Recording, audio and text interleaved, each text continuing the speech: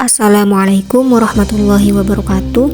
Di sini kami dari kelompok 9 akan memaparkan materi tentang jenis-jenis media dan penggunaan media pengajaran IPS.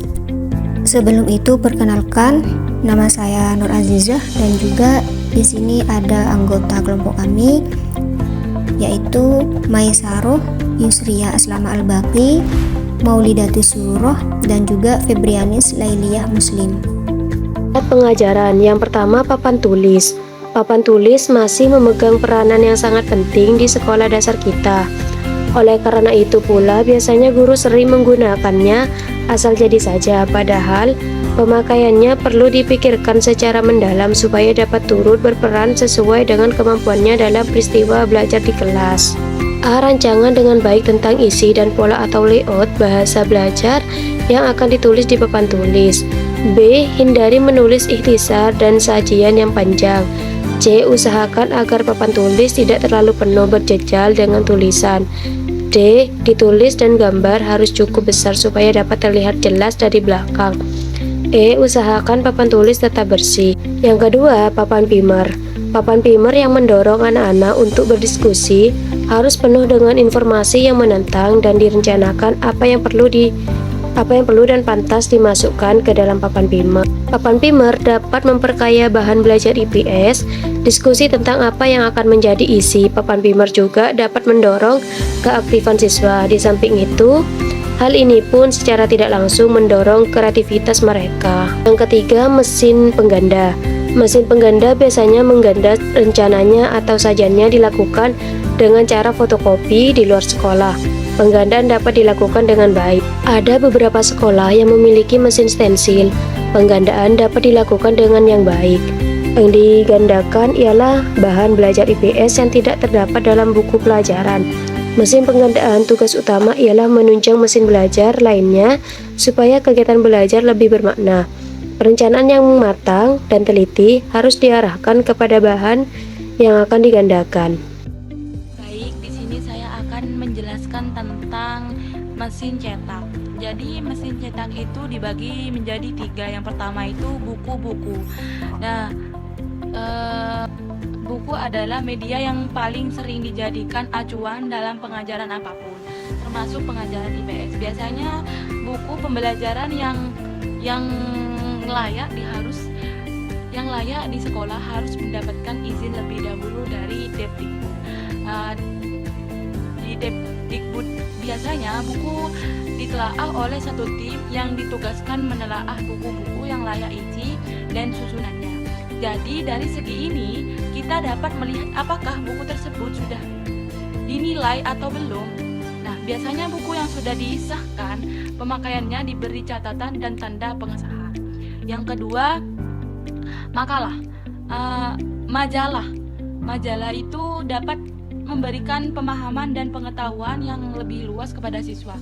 Majalah merupakan sumber belajar bagi siswa. Artinya media tersebut adalah bahan-bahan yang harus dipelajari para peserta didik, baik individual maupun kelompok. Yang ketiga, surat kabar. Pemanfaatan media surat kabar sebagai sumber pembelajaran untuk meningkatkan pemahaman siswa terhadap pembelajaran IPS. Jadi surat kabar itu adalah suatu penerbitan yang ringan dan mudah dibuang.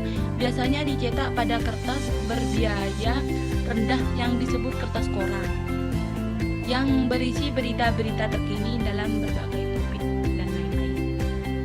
Selanjutnya yaitu media visual, yang mana di sini terdapat 6 poin. Yang pertama, slide dan transparan. Walau bahan proyektor berbeda, namun kedua bahan ini mempunyai persamaan fungsi. Pembuatannya sangat berbeda, slide dengan pengambilan foto. Film yang digunakan, khusus slide, transparannya dibuat dengan jalan menulis kertas transparan yang bersangkutan. Akan tetapi, baik slide maupun transparan dapat diproyeksikan sehingga seluruh kelas dapat menyaksikan gambar yang tersaji dapat dipelajari dengan teliti oleh para siswa. Yang kedua yaitu film strip. Film strip mirip sekali dengan slide. Bedanya ialah merupakan lembaran film yang terpisah, sedangkan film strip merupakan rangkaian film gulungan film hidup. Yang ketiga yaitu model atau realita. Model adalah alat-alat yang sangat dekat atau mirip sekali dengan kenyataannya, sedangkan realita merupakan representasi dari suatu benda yang sebenarnya. Wujudnya dapat berupa benda, objek, sisa-sisa pakaian, dan lain sebagainya. Yang keempat yaitu cerita dan grafik. Cerita seringkali dianggap meliputi arti yang luas, yang diantaranya meliputi grafik, peta, tabel, dan diagram.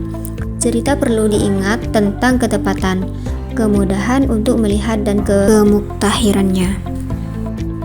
Yang kelima yaitu gambar yang mengandung bahan belajar IPS banyak sekali.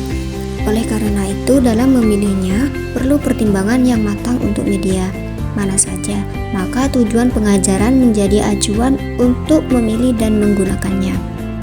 Sekarang saya akan menjelaskan poin peta dan globe. Nah, di sini tentang pemakaian peta telah disinggung bahwa permukaan yang ada di dalam peta itu tidak sesuai dengan apa yang ada di bumi, karena peta merupakan representasi bentuk 3 dimensi atau bulat menjadi permukaan dasar 2 dimensi, yaitu menjadi peta. Oleh karena itu, guru perlu secara cermat memilih peta yang akan dipakai, tidak terlalu menonjol kekeliruannya. Nah, dan juga ada globe.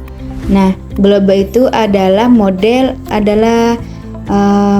yang mirip bentuk dengan bumi. Dengan globe itu, siswa itu dapat melihat arah, jarak, dan bentuk wilayah yang digambarkan sesuai dengan yang sebenarnya.